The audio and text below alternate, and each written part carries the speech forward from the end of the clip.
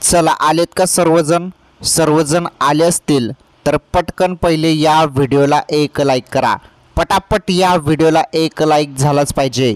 मुख्यमंत्री माझी लाडकी बहीण योजनेसंदर्भात आताची सर्वात मोठी अपडेट आणि सर्वात मोठं टेन्शन आलेलं आहे. बघा, आता फॉर्म जे आहेत ते अप्रूव्ह होण्यासाठी तयार आहेत. अनेक जणांचे फॉर्म हे अप्रूव्ह होत आहेत, परंतु भरपूर जणांचे फॉर्म हे रिजेक्ट करण्यात आलेले आहेत.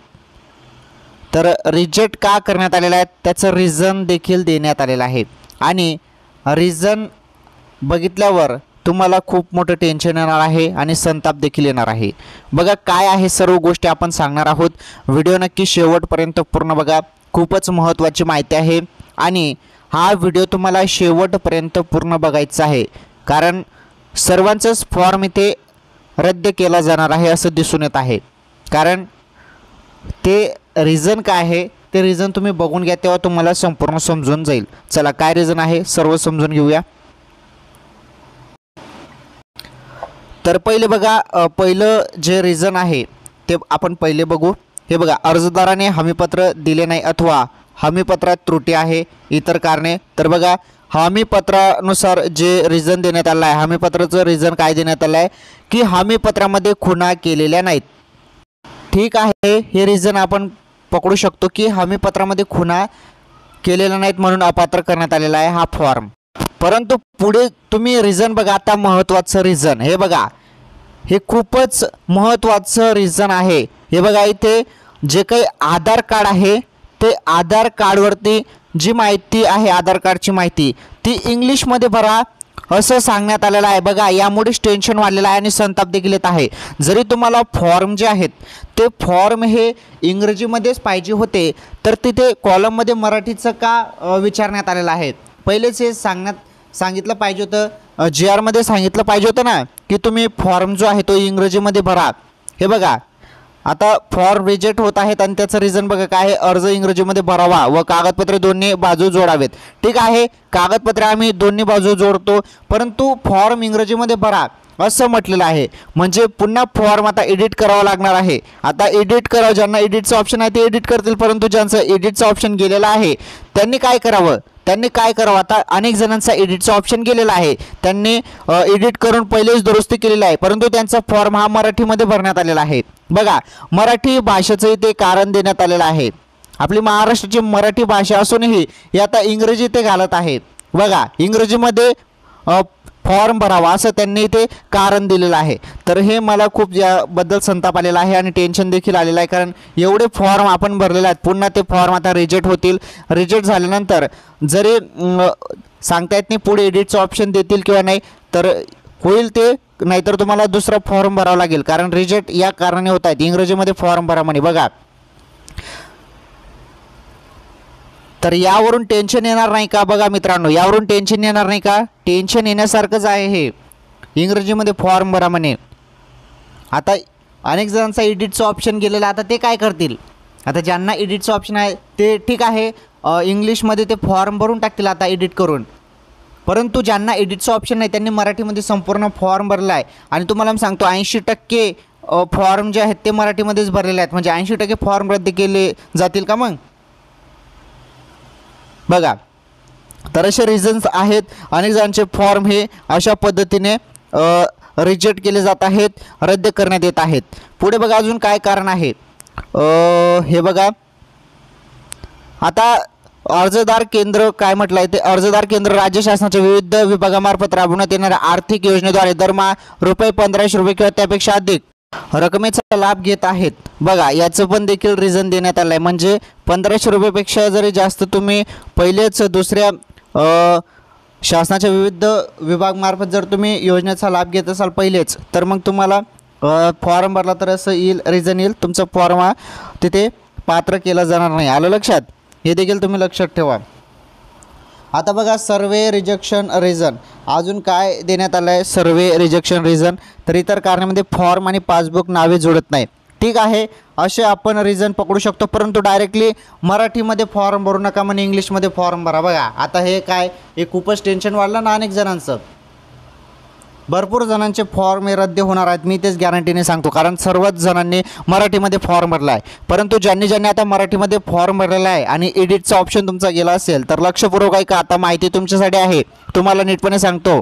तुम्हाला तुमचा फॉर्म हा अप्रूव्ह करायचा असेल तर नीटपणे समजून घ्या. जरी तुमचा फॉर्म जो आहे तो आता मराठीमध्ये भरला असेल, हे बघा ना, त्यांनी डायरेक्टली काय सांगितलं, क्लिअर सांगितलं इतर कार्यामध्ये अर्ज इंग्रजीमध्ये भरावा व कागदपत्रे दोन्ही बाजूने जोडावेत. ठीक आहे, कागदपत्र दोन्ही बाजूने जोडावे हे कारण असू शकतं, परंतु इंग्रजीमध्ये फॉर्म भरा म्हणे. मग जरी इंग्रजीमध्ये फॉर्म भरायचा होता तर पहिलेच त्यांनी असं नावच्या ठिकाणी नेम दिलं असतं, असं नेम दिलं असतं. मग इथे इंग्लिशमध्येच फॉर्म भरला असता ना, असं नाव दिलं, मग तिथे मराठीमध्येच फॉर्म भरला ना सर्वच जणांनी. तर अशा पद्धतीने हे संपूर्ण आता टेन्शन वाढलेलं आहे. महत्त्वाचं म्हणजे आता ज्यांनी मराठीमध्ये फॉर्म भरलेला आहे आणि त्यांचा एडिटचं ऑप्शन गेलेलं आहे, लक्षपूर्वक काही माहिती आता तुमच्यासाठी आहे.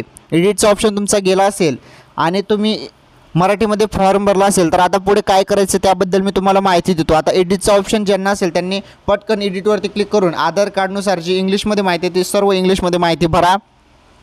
त्यानंतर ज्यांचं एडिटचं ऑप्शन नाही त्यांनी काय करायचं आहे, त्यांनी काहीच त्यांना करता येणार नाही, त्यांनी फक्त वेट करा. तुमचा फॉर्म इन रिव्ह्यू किंवा पेंडिंगमध्ये असेल किंवा रिजेक्ट केला असेल तर तुम्ही थोडं दिवस थांबा, यामध्ये लवकरच अपडेट येईल आणि तुम्हाला पुन्हा एडिटचं ऑप्शन दिला जाईल. पुन्हा तुम्हाला एडिटचं ऑप्शन दिला जाणार आहे, टेन्शन घेऊ नका.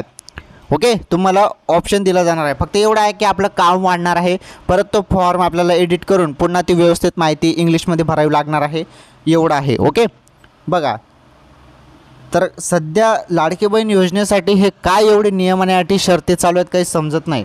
कारण एवढं फॉर्म भरून पण जरी अनेक चुका निघत असतील, एवढं क्लिअर फॉर्म भरून मराठीमध्ये फॉर्म भरलेला आहे तरी चुका त्यामध्ये. आता इंग्लिशमध्ये माहिती पाहिजे यांना. सो काही टेन्शन घेऊ नका, सर्वांना एडिटचं ऑप्शन येईलच. ज्यांचा फॉर्म हा रिजेक्ट झालेला आहे अशा सर्वांना ऑप्शन येणार आहे आणि तो ऑप्शनवरती एडिटच्या ऑप्शनवरती क्लिक करून तुम्ही सर्व माहिती इंग्लिशमध्ये भरू शकता. तेव्हा तुमचा फॉर्म हा अप्रूव्ह केला जाईल. ओके, अप्रूव्ह तेव्हा केलं जाईल. त्यानंतर हे बघा, हमीपत्रामध्ये जे खुणा आहेत, आता तुम्ही डायरेक्ट हमीपत्र जे आहेत ते डायरेक्टली इथे तुमची सही दिली असते, सही केली आणि डायरेक्टली अपलोड करू नका. तिथे बॉक्स दिले आहेत, छोटे छोटे बॉक्स दिले आहेत, ते वाचून घ्या पहिले.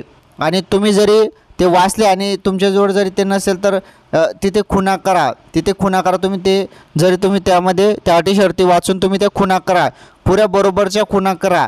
या अशा बरोबरच्या खुणा त्यामध्ये बॉक्समध्ये करा आणि सही करा. मगच ते हमीपत्र अपलोड करायचं आहे, तेव्हाच तुमचा फॉर्म हा अप्रूव्ह होणार आहे. नाहीतर मग तुम्हाला हमीपत्राचं असं कारण दिलं जाईल. अनेक कारणं मिळत आहे, इंग्लिश मराठीचं कारण देण्यात आलेलं आहे एवढं, मग बाकीच्या डॉक्युमेंट्समध्ये का कारण काढणार नाहीत. बघा ना तुम्ही, म्हणजे छोटी पण मिस्टेक चालणार नाही असं दिसून येत आहे, छोटी पण मिस्टेक चालणार नाही.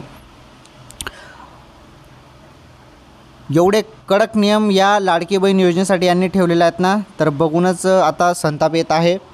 ठीक आहे, बघू आता काय होतं काय नाही. लवकरच ते आपल्याला ऑप्शन देतील एडिटचा, काही टेन्शन घेऊ नका. मला फक्त एवढंच म्हणायचं होतं की जो ऑप्शन तुम्ही दिलेला आहे तो मराठीमध्ये फॉर्म ज्यांनी भरला आहे मराठीमध्ये पण स्वीकार करण्यात आले पाहिजे होते. मराठीमध्ये फॉर्म भरला तर मराठीमध्ये पण अप्रूव्ह भेटायला पाहिजे होते, परंतु अप्रूव्ह भेटलं नाही. का भेटलं नाही? कारण इंग्रजीमध्ये फॉर्म भरा म्हणे, तर मराठीमध्ये पण फॉर्म भरला असेल तर त्यांचा फॉर्म हा मंजूर करायला पाहिजे होता, एवढंच माझं म्हणणं आहे. बघू आता काय होतं काय नाही. जरी वरती जरी समजलं तर मराठीमध्ये ज्यांनी फॉर्म भरला त्यांचे अप्रूव्ह करा असे जरी आदेश आले तर मग तुम्हाला काही करण्याची गरज नसणार, तुमचे फॉर्म हे मंजूर होऊन जातील, काही टेन्शन घेऊ नका. आलं लक्षात? आणि माझी लाडकी बहीण योजनेमध्ये जे जे पात्र होतील, ज्यांचे फॉर्म हे मंजूर होतील त्यांनाच गॅस सिलेंडर 3 मोफत गॅस सिलेंडर मिळणार आहेत, हे देखील तुम्ही लक्षात ठेवा. त्याचं GR आलेलं आहे, त्याबद्दल सर्व माहिती मागील व्हिडिओमध्ये मी दिलेला आहे. तो व्हिडिओ तुम्ही बघितला नसेल तर आपल्या चॅनलवर जाऊन तो व्हिडिओ बघू शकता. आणि महत्त्वाचं म्हणजे आता तुमचा फॉर्म चेक करा, नारी शक्ती दूत ॲपवरून तुमचा फॉर्म चेक करा. तुम्हाला बघा इथे रिजेक्ट करण्यात आलेला आहे का? रिजेक्ट करण्यात आलं असेल तर त्याचं रिझन काय आहे, काय कारण आहे, मला कमेंट्समध्ये सांगा, पटापट कमेंट्समध्ये सांगा. जरी तुम्ही मला ते सांगाल, तुमची समस्या मला सांगाल, तेव्हाच मी तुम्हाला मदत करू शकतो आणि पुढील व्हिडिओमध्ये सर्वांची मी मदत करेल. त्यामुळे आता तुम्हाला जे प्रॉब्लेम येत असेल ते मला कमेंट्समध्ये सांगा. तुमचा स्टेटस काय आहे, पेंडिंग आहे, रिजेक्ट झाला का काय, ते सर्व गोष्टी मला कमेंट्समध्ये तुम्ही सांगू शकता.